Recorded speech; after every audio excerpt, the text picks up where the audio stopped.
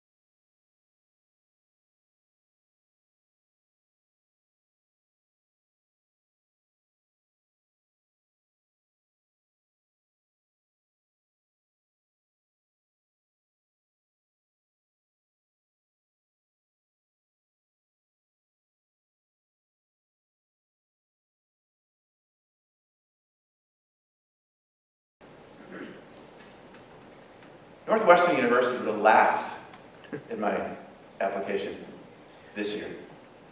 The one that I sent in back in 1979. No way I did it. Different world. It's really hard. But as I said last time I was here, I just interviewed for a job. I interviewed several people to come work for me just last week. And that one time, Did I ask them what their grade point average was? Not one time did I say, what'd you get in English Lit at Fairfield High when you were a sophomore? Oh, you got a B? Oh, that's going to hurt you. Never had that conversation. I've never asked what the grade point average is. No one has ever asked me what my grade point average is. It's not the school. It's you. It's you. It's not the school. And when April 15th or April 1st comes around and these rejection letters start flooding this campus, remember me, I beg of you. When your friend is crying because she didn't get into Boston College or whatever, University of Connecticut, wherever they want to go, remember me. It is not the school. It's you. When I interview those people, how did they look me in the eye? What was their presence like? How did they shake my hand? How do they answer the ridiculous question I asked them to make them feel uncomfortable? What's their sense of urgency like? Are they going to come early, going to stay late when they make a problem? Are they going to own it? That's what we're looking for. I can't get that from the degree. This is so important for you guys to understand this. They're all good schools. Every single boss I have ever had did not go to a school as academically sound as Northwestern University. But every one of those people deserved to be my boss because it's not the school. It's them. It's you. Please, I beg of you to understand this. It is a much more competitive world. It is a smaller world, and it's very hard. And I'm going to be saying this to your parents tonight. It's hard. Do I even talk about athletics? I pitched for the Red Sox. I was on Fenway Park. I had a Red Sox uniform on. I don't make your guys' high school team, baseball team this year. I don't. Growing up at this time. Because I wouldn't have made the travel team when I was 11 because I was kind of uncoordinated, kind of a dork, and I wouldn't have made it. But back in 1972 and through 2002, there weren't travel teams. The world was more patient. And I was able to play rec ball and continue on and keep my dream in front of me rather than have to find a new one at age 10. I never once thought about that with Will. Social. People once said to me, what's the difference between the major leagues and the minor leagues? In the minor leagues, when I gave up a home run, all 500 people in Pawtucket, where the Red Sox were, all 500 people in the stands saw that I sucked. When I made the big leagues, when I gave up a home run, 40,000 people were booing me in uniform, and it was in unison, and it was in every single newspaper in the country the next morning. Not unlike what you guys face today.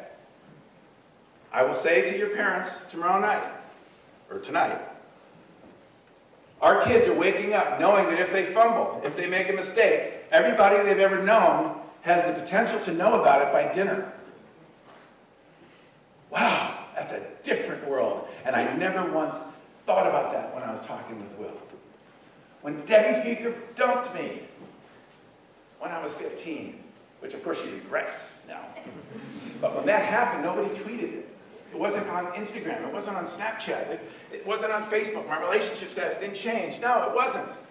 I didn't have to deal with the whole world knowing all my problems. This is hard. And I want you guys to understand that you still have to do it. And I'm proud of the way you are navigating through it. But recognize you've got people with similar experiences sitting next to you, and sitting across from you, and sitting beside you. Understand that. It's easier to go through that together.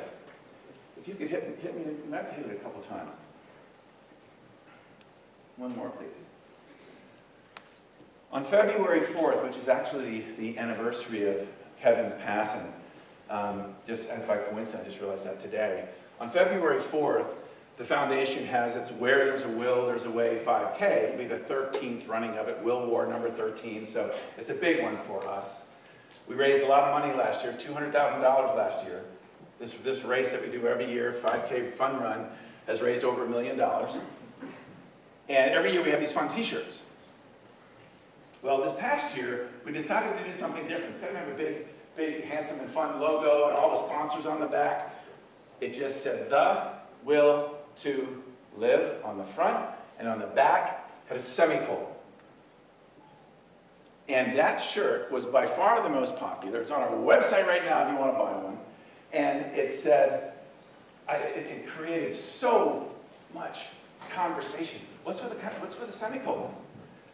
And for those of you who don't know about the semicolon project, I would explain it. And I would say, sometimes We don't need to end the sentence.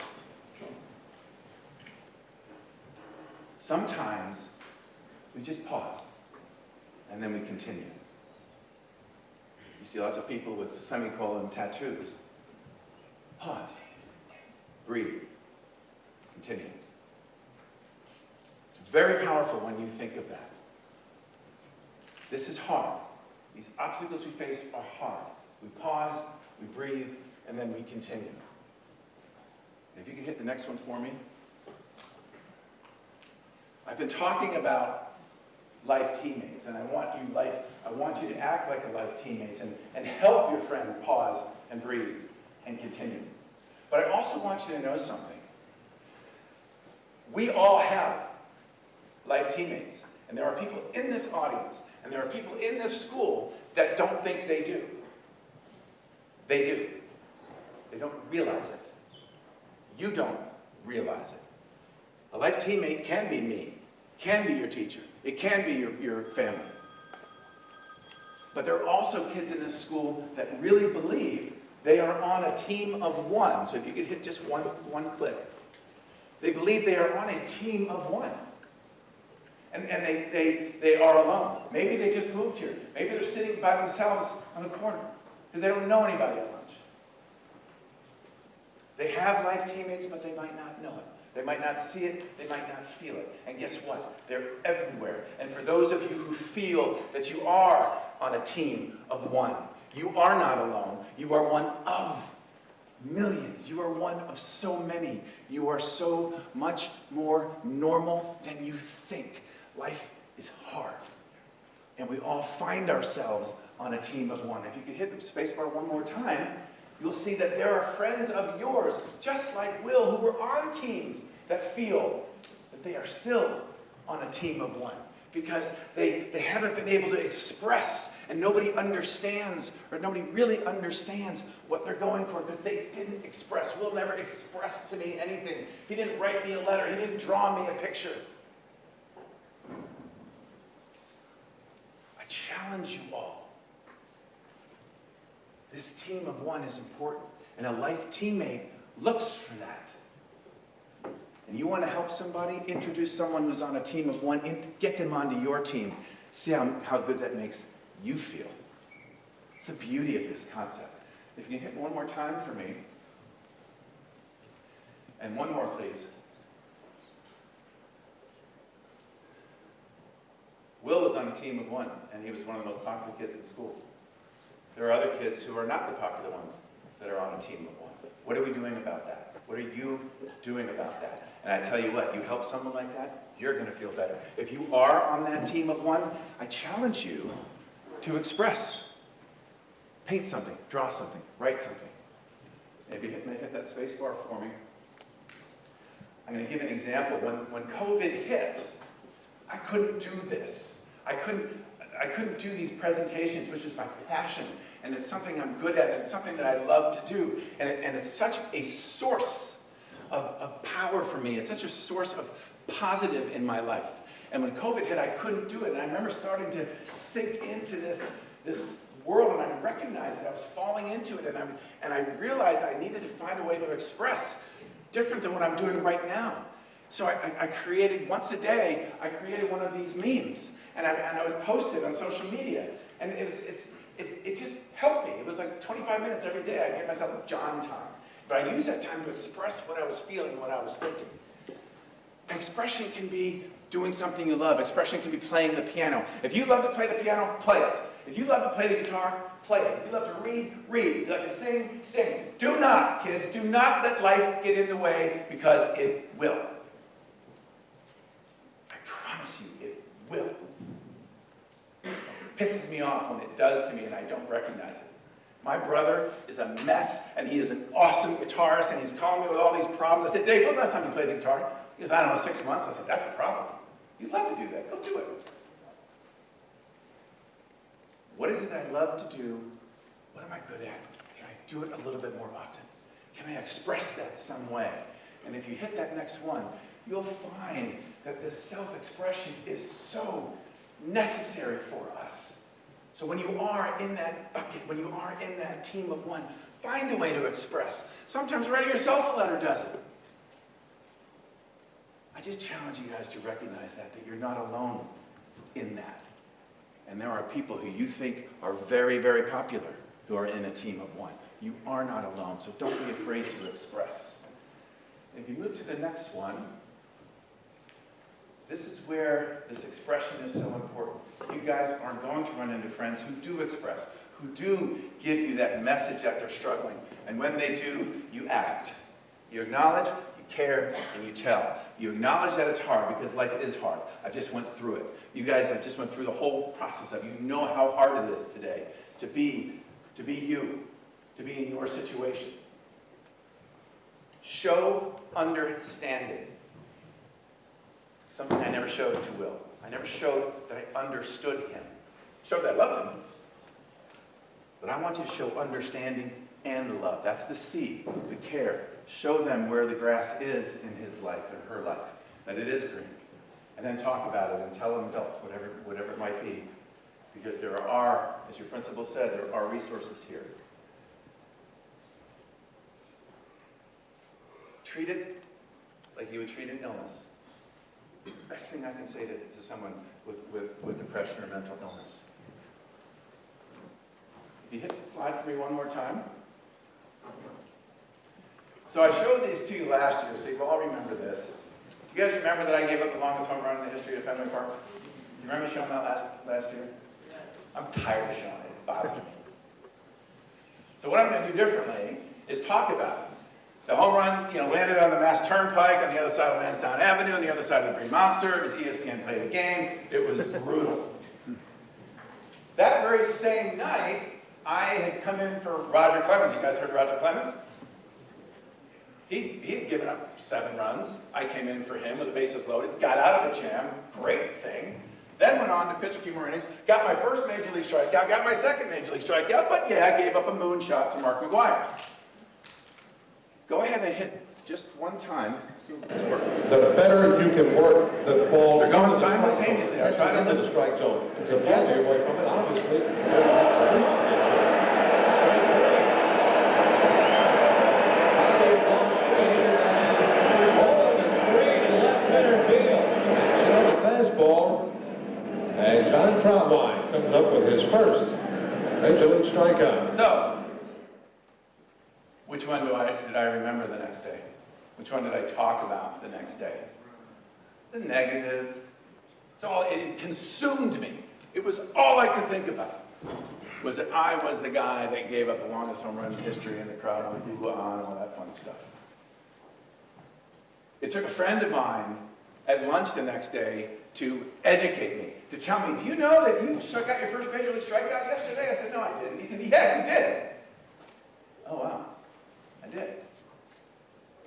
And he's like, John, I was in the stands and saw my little brother's best friend in a Red Sox uniform get his first Major League strikeout. It was a lifelong dream. You achieved a lifelong dream that no one achieves. I can't tell you how excited I was for you. And all I'm hearing now is how bad life is for you. You had a great night last night. It all depends on how you look at it.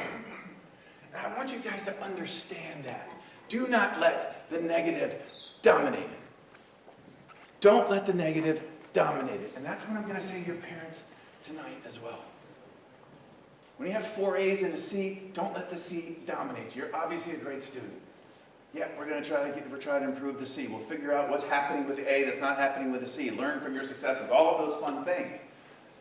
I just don't want you to allow your friends, that's what a life teammate does, don't allow your friend to ignore those little things that make life great. Because there's hundreds of them in a day. Beginning with a sunrise and ending with a sunset if you want. Don't let the negatives define you. And if you hit the next slide, we'll talk about learning from the positive.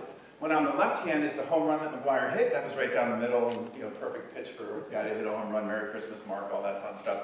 And my pitching coach said, do not throw the ball down the middle to Mark McGwire. Don't do that, John. Don't.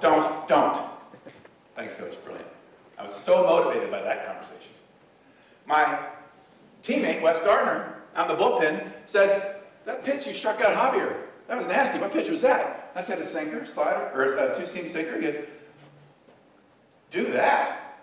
That pitch was nasty, John. Your ball moves. Throw that more often. That's you. He told me what to do. What do you think was more influential to me? What do you think I started thinking about? How do I get that pitch into my repertoire a little bit more? Sometimes the mistakes are so obvious, yep, you got to learn from them, but you want to really differentiate yourself. What is it that I'm doing really well, and how can I incorporate that into my day? Look at me right now. I'm doing something that I love to do, and I'm really good at it. And when I was, years ago, I was sitting behind a desk looking at spreadsheets and analyzing reports and looking at a computer. I'm a people guy, I'm a relationship guy, I'm a motivator. I think I'm talking to my employees and talking to my customers and being in front of people, that's what I do. So I started doing that. And I started hiring people that love to look at spreadsheets. Apparently they exist.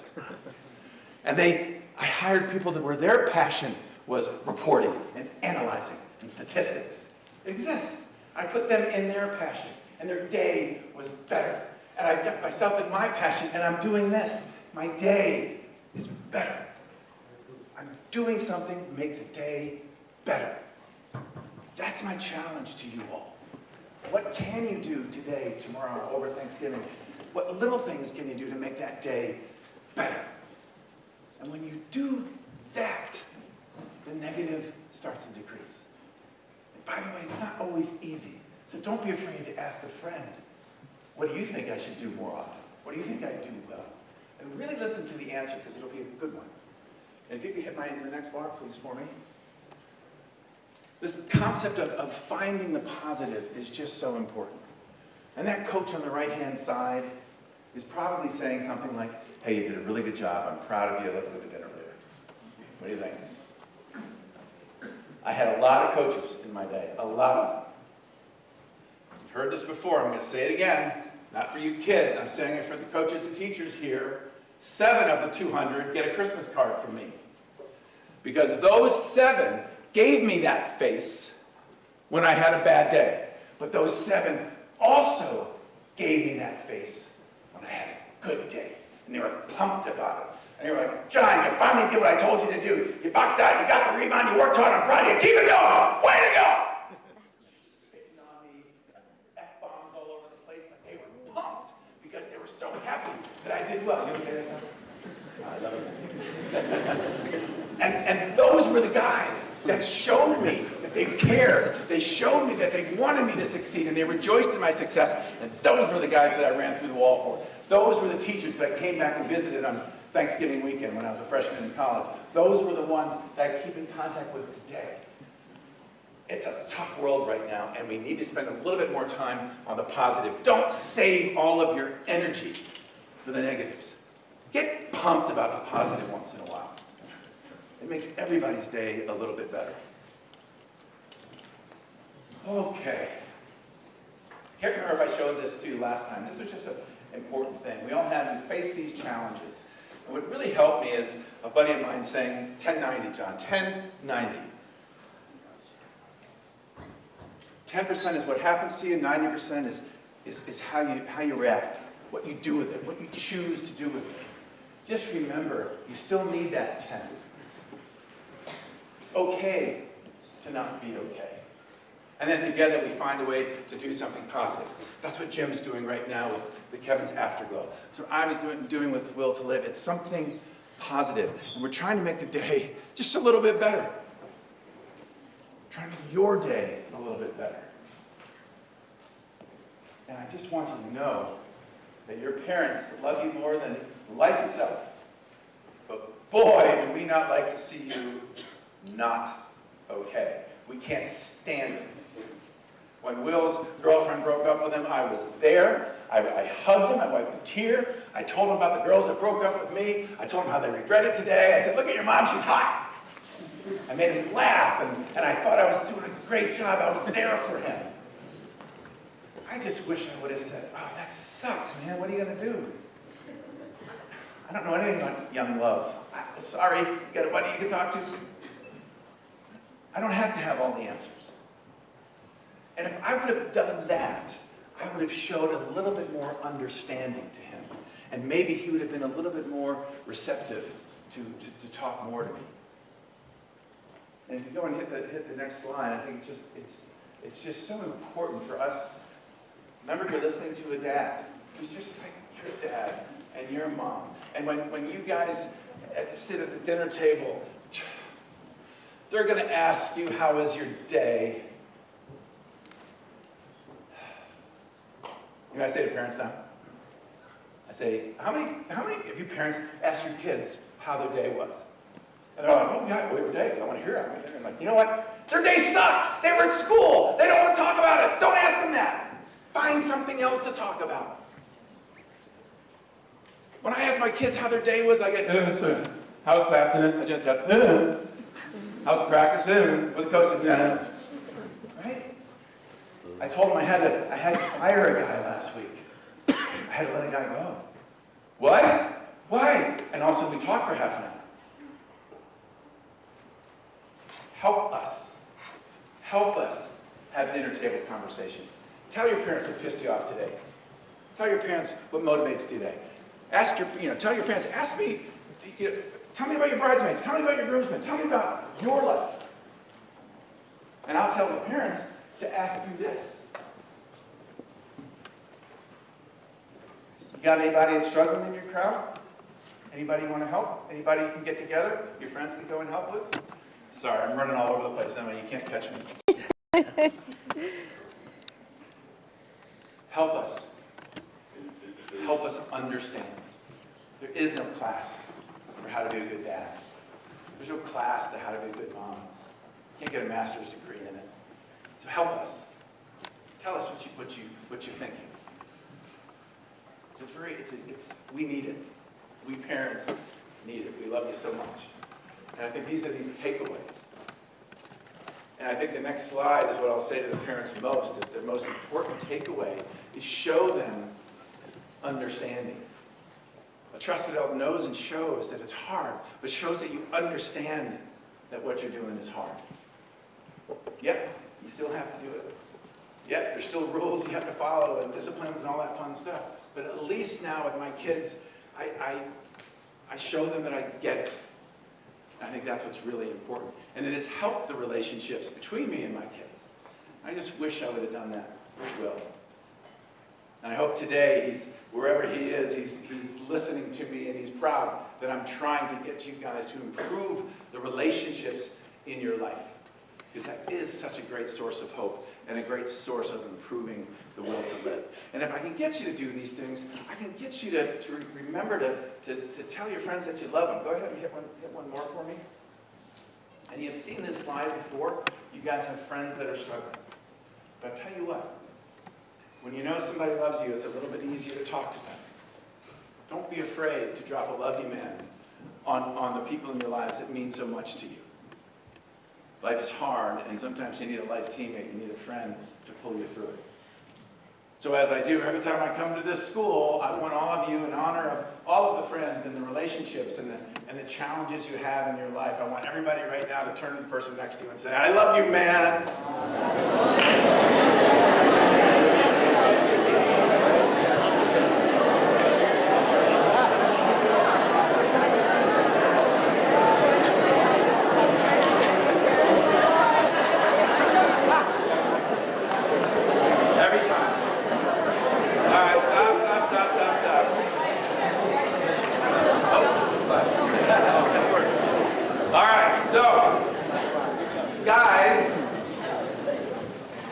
Every time.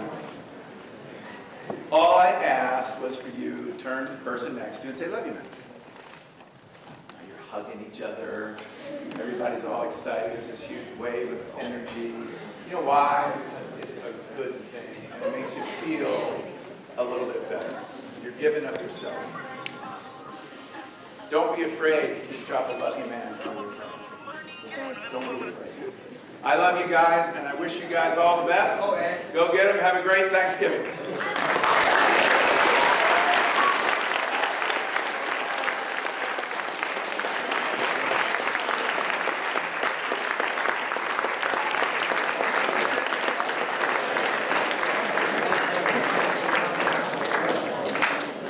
Back to homeroom, they go.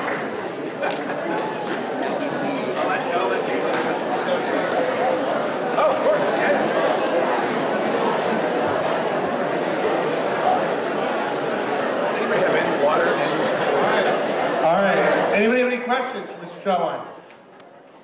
Anybody wondering about something that they heard about? Yeah. Yeah. Okay. So you said that like there's going to be something in town hall. When? When is that? See, it worked. Here. My strategy. Tonight, Westport Town Hall, Westport Town Hall tonight, 7:30. 7:30. What I do, guys, is this presentation to the parents. Okay. Thank you. I'll send it out to all your parents to remind them. Okay, we sent it out earlier. So we'll do it again. Any other questions? Yes, sir. I just want to reiterate what John said about being on a team of one. I know that's the way Kevin felt. I know that. And even though Kevin was on the lacrosse teams, the football teams, he was a bright student, he felt alone. And that's how powerful depression is. And again, 1 in 5. Okay, it's okay to not be okay. But if you have these feelings, reach out to people. There are things that you can do. There are therapy, okay? There are drugs that you can take to make you feel good. I'm on them right now, antidepressants. I'm not afraid to say it. I'm breaking stigma. And there's no shame in it. If you have some type of a heart disease, you're going to take heart medicine. If you have whatever, there are medicines for you. And again, if you feel this way, I'm telling you, there is love for you too. And there is love for you in many different places, but it is powerful, and it's okay to feel this way. Thank you.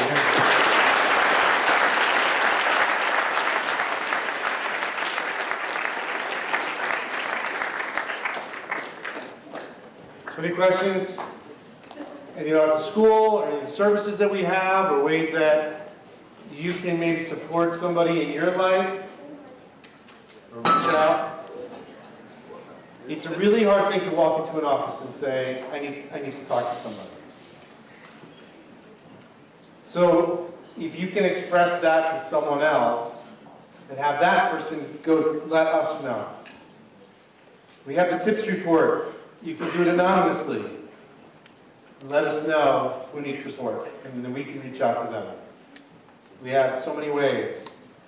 So it's just a matter of taking that one tiny step for somebody else or for yourself. And let's show off to Mr. Trotwine a little bit about what you've heard today. So can anybody share with me something that's one of the big takeaways for them, something that they heard that will resonate with you and you can walk away? What are you going to tell your parents? Yes, sir. Go ahead. Well, it's kind of surprising to find out that someone. Sorry, I couldn't hear you. It was kind of surprising to hear that someone took their own life every 13 minutes. Every 13 minutes. Thank you. Sorry for that. Yes, sir. Don't let the negatives ever outweigh those positives or any experience out there. Don't let the negative outweigh the positive. Absolutely great. Something else. Another takeaway. When you want to walking out of here feeling really good. Yes, sir. Yes, ma'am. Sometimes the image that give people not necessarily tell them a life experience, kind of acknowledging why they feel the way that they feel, and basically granting or understanding that need that you don't really get that experience. The understanding is so big, guys. It's so big. It's so very important. That's that team of one. We've all been there. Some of us are on it now. We understand. It's common. That's so important to give that message. It's common.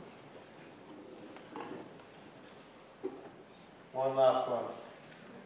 Somebody over here? Yeah, go ahead. Go ahead, Josh.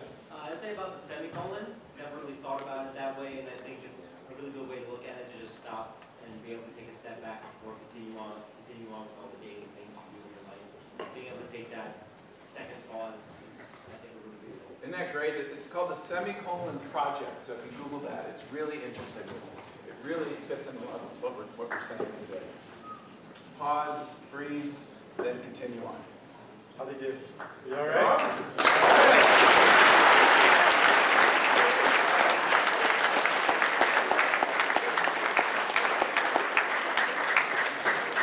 All right, guys. Here's a rare certificate, you are dismissed.